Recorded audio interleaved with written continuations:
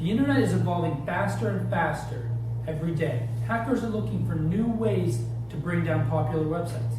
One of these ways, called DDoS, has been around since the 90s. To explain what DDoS is, I first need to explain what DOS is, or denial of service.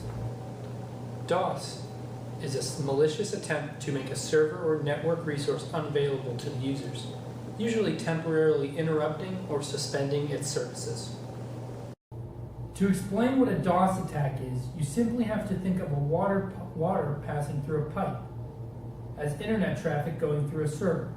The pipe can only hold so much water at one time, just as a server can only handle so much traffic. DOS is when the hacker sends too much internet traffic in the form of requests to the website or server. The server is unable to differ the malicious requests from the legitimate ones. Once the server reaches maximum capacity, just like the water pipe, it will burst and no traffic or water will be able to make it through. The only difference is a pipe will burst throughout, but a network will go down at the end. Now I will explain how a DOS attack can turn into a DDoS.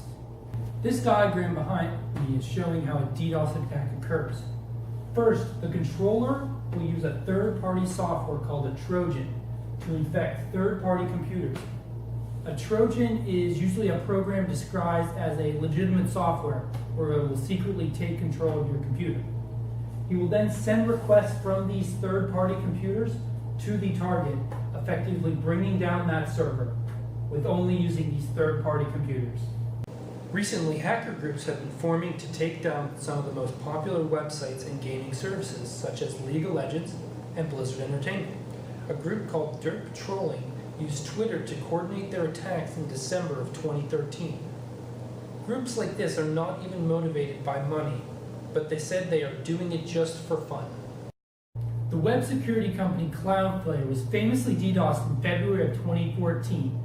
The attack on Cloudflare peaked at 400 gigabits per second. In comparison, a normal bank website only takes about 50 gigabytes per second to bring down.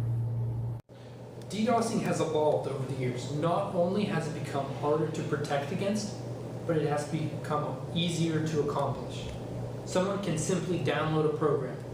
DOSing is much more popular and is much easier. These programs used are becoming readily available on the internet and can be found with a simple Google search. The Windows command prompt can also be used to send requests to a server. Companies like VeriSign are becoming more popular in the current day and age. They offer services to not only help prevent DDoS attacks, but promise fast recovery time if an attack is successful. Many people nowadays are turning to proxies to protect their computers from malicious attacks from the web.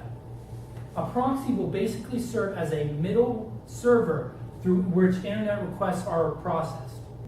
DDoS attacks are becoming harder and harder to prevent every day. Companies are losing hundreds of thousands of dollars every time their website goes down.